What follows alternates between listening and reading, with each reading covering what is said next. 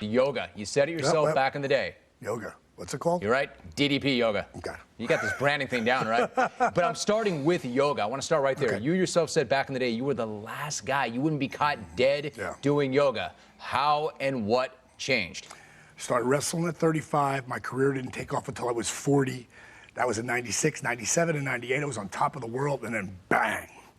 I blew out my L4 and L5 so badly that 3 of the top back specialists, spine specialists in the world told me, you're done.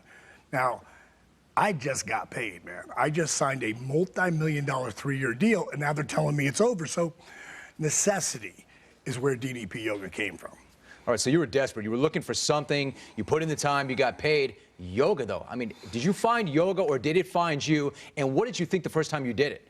I took a lot to get me. My ex-wife, back then was my wife, Kimberly, she's like begging me, this could really help you. And then finally I broke down. And the first couple of DVDs or VHSs back then that I watched, I was like, I'm not doing that. But then I came across a guy, and Brian Kest, and I liked his approach. And after about 3 weeks, I started to feel a significant difference. Now, I've done rehab for both shoulder surgeries and both knee surgeries. I'm doing rehab for my back at that time. So one night before I crash out, I mixed the yoga positions with the rehab. Then I threw in old school calisthenics, something we all grew up with, push-ups, squats, crunches, but I did them with a slow burn movement. In other words, lowering for 3, holding 3 inches off the ground for 3, then coming up for 3, lower for 3, hold for 3, then I'd go into one of the yoga positions. In this case, it was Cobra and the down dog. And what I found, and this is completely by accident, every time you flex or engage a muscle, your heart has to beat faster to get the blood to the muscle. And when you're engaging muscles slowly or lifting weights with no weight, I start to incorporate that into it. So in less than 3 months, with what would become DDP yoga, I've got a kick-ass cardiovascular workout that dramatically increased my flexibility and strengthened my core like never before with minimal joint impact. In less than 3 months, I'm back in the ring at 42. Those doctors, those specialists said my career's over. At 43, I'm a heavyweight champion of the world. So I'm going to keep doing that. All right, so you're a believer. Within a year, this all comes true and in fruition. Let me ask you this. We talk a lot about NFL injuries. What about wrestling injuries? I mean, you've seen so many people in your sport, icons, stars, die at a very early age. How heavily does that weigh on you? Well, I think that, like, the two of the guys who people thought were going to check out, any day now, or as of a couple of years ago, was Scott Hall and Jake the Snake Roberts. And both of those guys, in the same year, came and spent time with me. I call it my house, the accountability crib. What do you mean by that? They moved in with me. And it wasn't, even though it was about drug addiction and booze and all of that, the focus was on eating clean and eating for health, as opposed to, doing whatever food, whatever diet fad is out. I eat real food.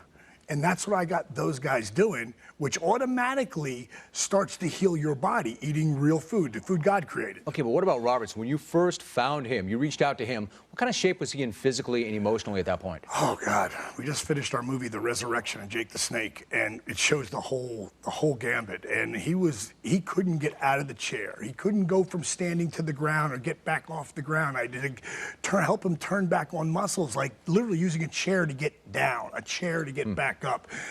Got him, again, eating real food and doing the program that doesn't beat your body up. We beat our bodies. The guys in the NFL, guys in the NFL, professional wrestlers and rodeo guys, nobody beats themselves up. Maybe hockey guys, are in that list too. They beat their bodies up so bad for the love of the game. Well, now the game's over. How do you go on and not live in as much pain? And that's where, for Jake, helping him get out of a lot of pain and turning his whole life around, I inducted him in the Hall of Fame last year, 2014, on my birthday. Scott Hall also got inducted in the WWE Hall of Fame same year. It was the greatest birthday present I could ever have. All right, it's awesome. You look at the NFL, and there's always that question about, are they doing enough to help their athletes once they stop playing the game? What about wrestling? What about the WWE? Are they doing enough to help former wrestlers? I think that they have a really good wellness program, and that's part of helping it. But You know, I don't really get into the political stuff with them. You know, overall, I know that they've changed a lot of their rules, how they do things, and they're pretty on top of the wellness factor of the guys who are working right now.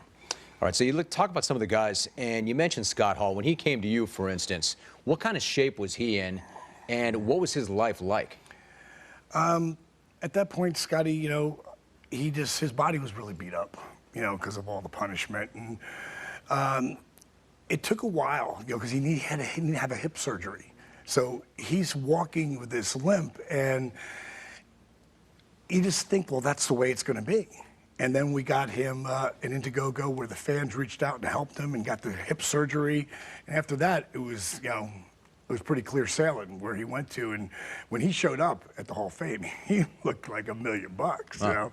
So, I mean, we're talking about you letting guys into your house. The snake was there 18 months. Yeah. 18 months. That is an amazing commitment on your part to have somebody in your home for a year and a half. Why did you do that?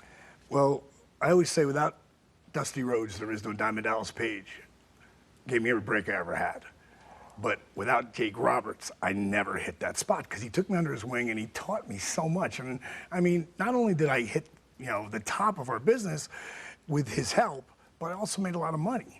You know, and over that period, I wanted to pay him back. And I just felt that was the time when I reached out to him, and we literally went down there because I wanted to document everything because I wanted people to see what Jake was going through and then watch his resurrection. So we never thought in a million years because along the way, Jake fell.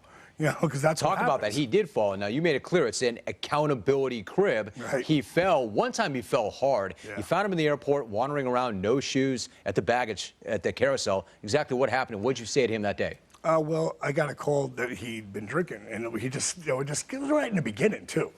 And when he just changed. A lot of people who have a problem with addiction, they change when they get that. So I just wanted to get down there, get him, and then we'll talk about it in the morning. There's no sense of really talking about it at night, but you end up no matter what. And the next day, Jake didn't remember anything. And he never watched it until we got done with the film. He'd never really watched himself when, how could you know, you don't want to watch it. You don't want to watch a car crash, especially if you're in it. And after he saw it, though, you know, I think it really helped him, you know, because you get to see yourself there. And right now, Jake he's got 8 kids, and 5 of them he's got a great relationship with again. That would never have been like that 2 years ago. So that's the big part of it. You know, the thing is, I mean, he didn't want to see it, but the fact of the matter is, there was tough love. I mean, you lit him up. Yeah. Tough love, and you love the man, but you lit him up. Yeah, there were times where I wasn't gonna let any booze, pills, or, you know, drugs into my house. If you're gonna go out and do that, then you got to go. It's as simple as that. And there was times, man, where it killed me, you know, because there was a few times that he did fall until he finally found that spot. And I don't know if Jake's gonna fall today. You know, it's like it's every day. Take one day at a time. All right, so lay it out for me. DDP yoga. What is it about yoga? Because I know guys who do it. I respect it. It's hard, but what is the benefit in yoga? Why is yoga the thing? I think that it really works on healing your body. And what I did with DDP yoga, I went after the people who wouldn't be caught dead doing it. And we've sold over 145,000 units. And again, I never went after one person who was already doing yoga. I feel like they got all their yoga. Let me give it to these guys who really need it. And it started with, you know, broken down athletes like myself. I was broken down, but I came back. Chris Jericho, his career was over in the WWE 3.5 years ago. He started doing the program. After he saw Arthur's video, he's like, you tell me what to do, I'll do it. Jericho's been unbelievable, not just for my brand, but he's in the greatest shape ever, and he's 44. He jumped off a cage, the top of a cage, 18 feet up, down on his opponent on his last match on Raw, which was a couple months ago.